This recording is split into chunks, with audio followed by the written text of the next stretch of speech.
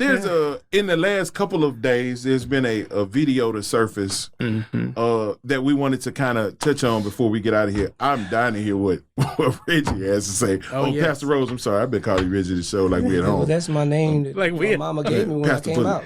Pastor Bullet. Pastor Bullet. Bishop Bullet. Yeah.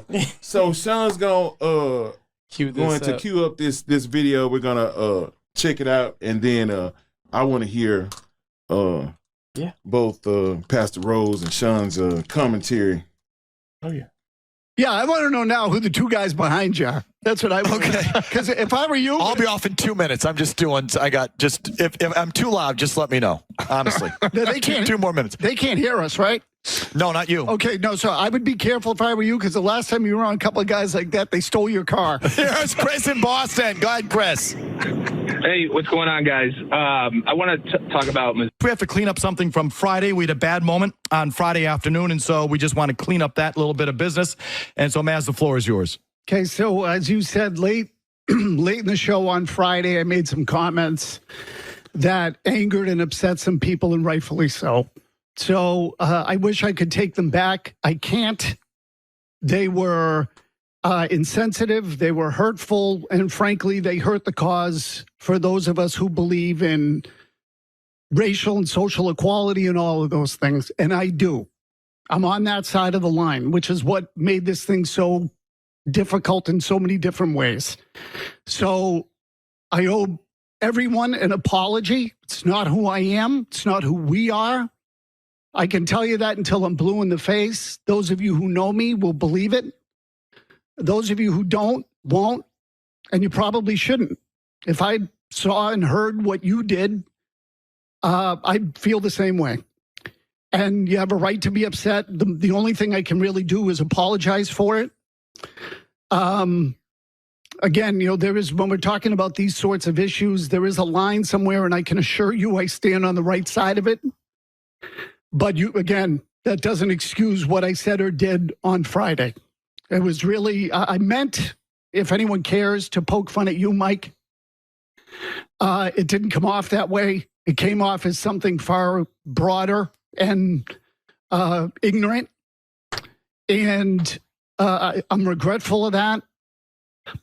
I don't know what more I can say other than I'm sorry to you and to Murray for dragging you into it. Oh, please. For Jimmy Stewart, for the people here at the station, let alone friends and colleagues in the business who are dealing with it on assorted different levels. So, again, all I can tell you is it's not who I am. And I got a little silly and stupid at the end of the show and was trying to be a wise ass like I often am. And it just came out wrong. And I wish I could give you a better answer than that, because we're in a business where we should be careful about what we say and how we say it. And I wasn't. Well, yeah. I gotta hear from the Bullet. Yeah. Well, guess first. Guess first. I have to go last. Pass. He passes. I pass. Okay. No worries. No worries. How soft or hard he should go, man. It's No problem. hilarious. Okay. Hey, no problem. So he's been rightfully suspended. After this, I find it very interesting that whenever one person makes a mistake that involves two people, that depending upon their complexion determines their level of protection. So there's another sports figure in Boston that was embroiled in a scandal that involved two people, but yet you have to dig really deep to find out who the other person is, and they still have their job. This person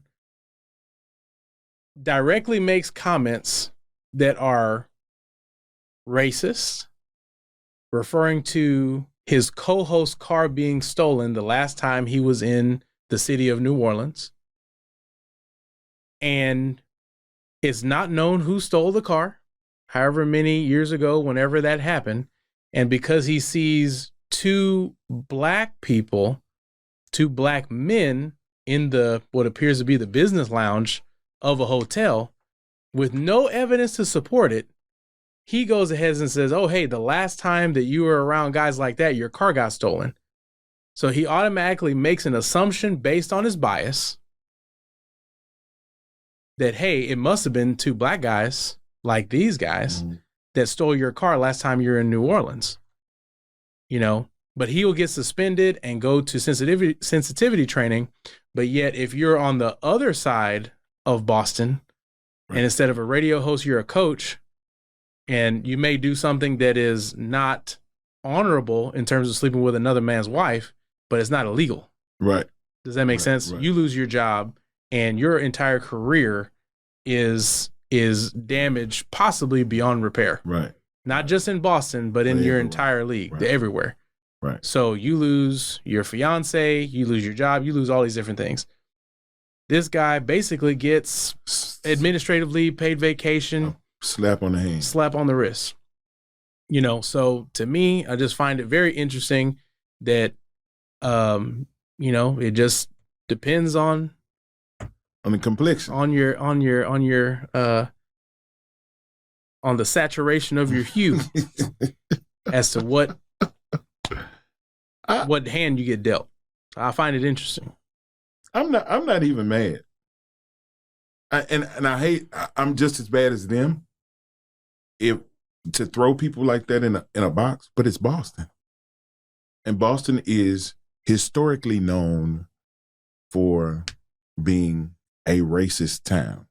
The only thing that frustrates me is if you're bad enough to say it, and I mean, keep it a buck. He knew what he was finna say. That's why he asked, "Can they hear me?" Right, correct.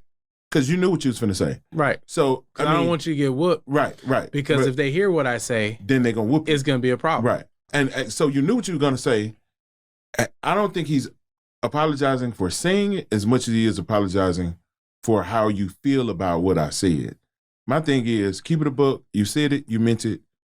Whatever happens, happens. Don't do the crying thing for me. Well, yeah, and that's my deal. The crocodile tears, and usually you see that from the opposite sex. Yeah. Usually whenever it's, oh, let's make this go away, the tears, the sniffles, and all this different stuff, leave the Oscar application, leave that off because you spoke out of your heart. Right. And you're not mad that you said what you said. You're mad that you got caught because you were worried about 2 black men in the hotel business lounge, but you forgot that you're broadcasting live to the whole world. Right. And it's being visually and audibly recorded. Right. They can't hear you, but everyone else can. Right. But again, when you have the complexion for the protection, you can make those moves and, no permanent damage. All you got to do is look down at your cue card, at your little 4x6 index card, say what the lawyers tell you to say, and all of this will blow over. Right. And it will. A la Don Imus. This reminds me of that whole situation. Right. So again, nothing will happen. Nothing to see here. Yeah. Jedi mind trick. Right. Look in this red dot. Yeah. Red. Pastor Reggie, you. It's the same old. Color your skin. You say what you want. And you meant what you said. Absolutely.